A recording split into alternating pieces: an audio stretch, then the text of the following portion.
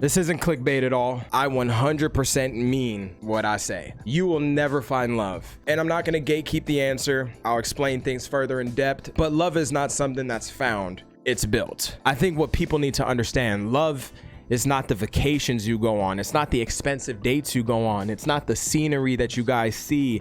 It's not any of these things that feel like high points in your relationship. Don't mind my sweaty armpits either, all right? It's hot as hell. But it's not these high points. These things happen every now and again. They are not what your relationship is gonna be based off of, ever. A healthy relationship is always gonna be based on how you guys say good morning to each other, how you say good night to each other, how you sit down and eat dinner with each other, how you discuss each other's days.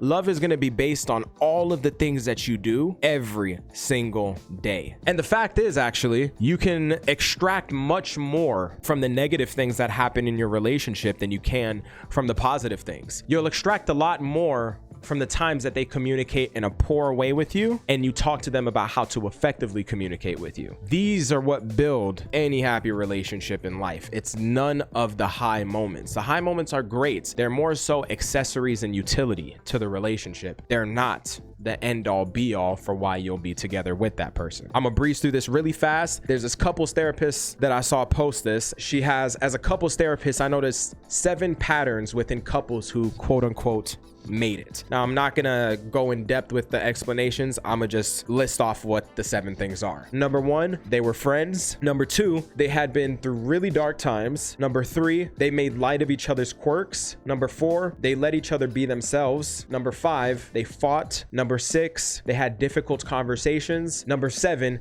they had boundaries with family and friends. So think about those things. It's actually funny how most of that list has a lot to do with dealing with the negative things that are going to happen in the relationship. You didn't hear her say, this guy brought her flowers every day. This girl gave him head every single day. Like, those things are great, you know, that's cool, but it's not what makes the relationship. It's a lot of the negative shit that happens. I'm not married. I don't have kids yet, but I have been in a relationship for 8 years. So I do have my own experience, high school sweetheart type shit. It wasn't always perfect. Like, we dated for a year and then we broke up because, you know, I was a teenager. I was looking at this ass, that round ass, that other skinny ass, that thick ass, that slightly bigger ass, like whatever it was. And when we broke up because of that, she stayed very close with me. We were really good friends during that period of time. And even though we weren't dating, we talked on the phone a lot and we built a foundation of a real friendship. And I began to look at that girl as my best friend. So when we got back together, it made the relationship that much easier to deal with things.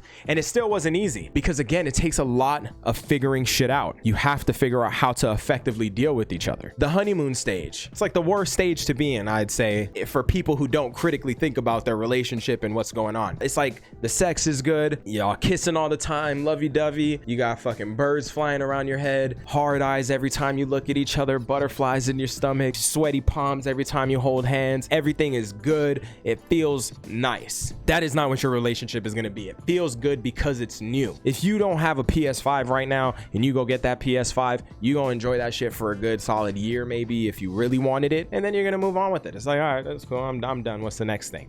That is a honeymoon stage, and it exists in everything. And something I thought about that I wrote down that is actually very interesting to me. People will actually get boyfriends and girlfriends much faster than they're willing to allow a new friend into their friend group. It actually shows the value that people have for those type of things. And it actually shows that most people are looking for a relationship, not for the actual utility and overall pretty picture you get from the relationship, but most people are looking for a relationship because they feel alone and they're looking to fill in some void. It's never going to work that way, I promise you. To give you guys an example of what I mean, how do you make it work? It's going to be a lot of fights. So here I am, and here's my girl. Like, let's say she's going off. She's just saying a whole bunch of shit. And I'm like, will you shut up and listen? For some women, that shut up could be very potent, right? That could be like, whoa, what the hell? You know what the hell you just say to me, boy? I ought to beat your ass, whatever. It falls on both people, though. The girl's job, if she's genuinely bothered by that, is to not let that slide. You have to make sure you bring it up and say, all right, look, maybe you're right. I am going off a little too much. I'll hear what you have to say, but you ain't gonna tell me to shut up. Tell me to just relax and hear you out. And the guy's job is to then do his best to follow through on that wish. You was talking a lot I ain't gonna say shut up, even though that's how I feel right now, and I wish you would shut up. But okay, just relax and hear me out. Let me have a chance to speak. And you do that 1,000 times. I mean it. It's not gonna happen once. It's not gonna happen 5 times. Like some people think this shit happened once and then boom, like it's never supposed to happen again. That's gonna happen 1,000 times. And then eventually, when that 1,001th time comes around, you know, you guys don't have to have that conversation anymore. And then your relationship starts to reach like this utopia of happiness and all that. But even when it reaches that, it's still never going to be perfect. There's always going to be fights. There's always going to be disagreements. To me, you can relate it to something like the gym. You go to the gym and you're working on these muscles for months and years or however long. Gradually, the more you work out, the less sore you're going to feel. But there's always going to be that little bit of soreness that's there from the workout. That is just a part of it. And that's a part of a relationship. A relationship is not meant to just be happy moments and beautiful shit and all that. It is meant to be negative. It is meant to challenge you. It is meant to be going through and overcoming. That is a huge part of a relationship. All of it mixes into the same pot. I would say that most people in relationships, especially young, especially not married, especially like 1 to 3 years of being with somebody, most people are not in love. I would say most people are extremely infatuated and slightly dependent on one another, and that actually can be confused as love. In order to get to love, there has to be a lot of negative things that happen that are overcame in the relationship. Love is actually a lot of the negatives. Infatuation is a lot of the positives. I've been in my relationship for 8 years, and I've been saying I love you since year 2, year 3, probably year 2. And I'd say when I got to year 5, that's when I was like, holy shit, I didn't know a goddamn thing. I actually understand what it means to love somebody now. That's tough.